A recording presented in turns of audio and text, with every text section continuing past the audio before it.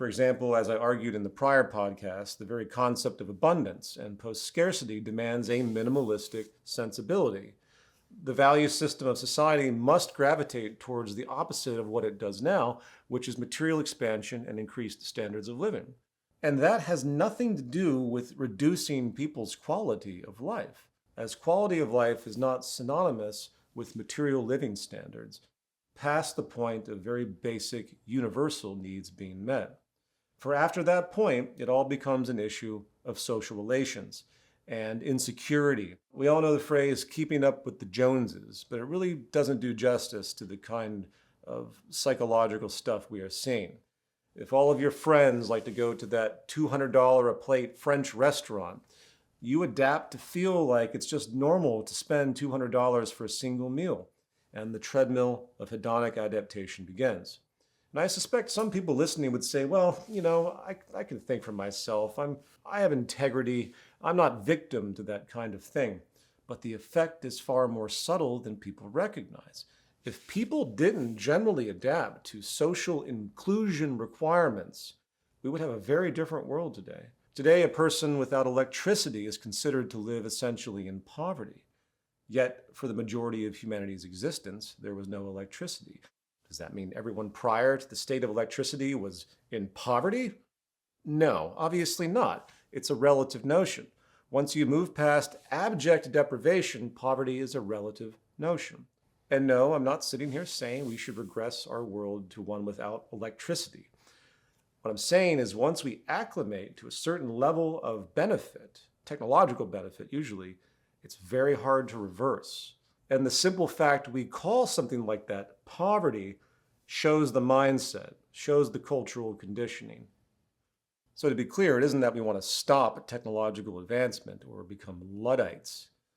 It's that this basic knowledge and recognition of our ongoing dissatisfaction with material life as a consequence of step-by-step societal adaptation to force these material luxuries into normality, endlessly turning wants into needs and necessities, is far from healthy. And of course, it's largely driven by the growth nature of our economy, moving the needs of the system into the sociology and hence psychology of the cogs in the system, which is us. And my point here is that there is no debate. The only viable value orientation a society can possibly have in regard to material existence is a move towards simplicity and dematerialization. Anyone that tells you otherwise is insane, because you have to respect the homeostatic balance of your ecosystem. And again, it doesn't mean everyone has to live in a straw hut somewhere eating grubs. You can determine the viability of a species' material standard of living by analysis of the environmental impact alone, seeking homeostasis. And the beauty of the trajectory we are actually on, if we were to embrace it properly, is one of doing again more with less, focusing on efficiency, which means it's absolutely conceivable that people could move into ever-increasing high material standards of living while actually having no detrimental footprint on the planet. When pro-market people say things like, well, during the time of capitalism, we've seen the standard of living rise more than any time in human history, which proves its power and efficacy and superiority. Even if that were true, it doesn't matter how fast you increase production and distribution if it's not a sustainable practice. You're simply delaying the inevitable drop in standard of living that is going to come as a consequence later of this lack of sustainability. Living the dream on a train that is on its way to fly off a cliff.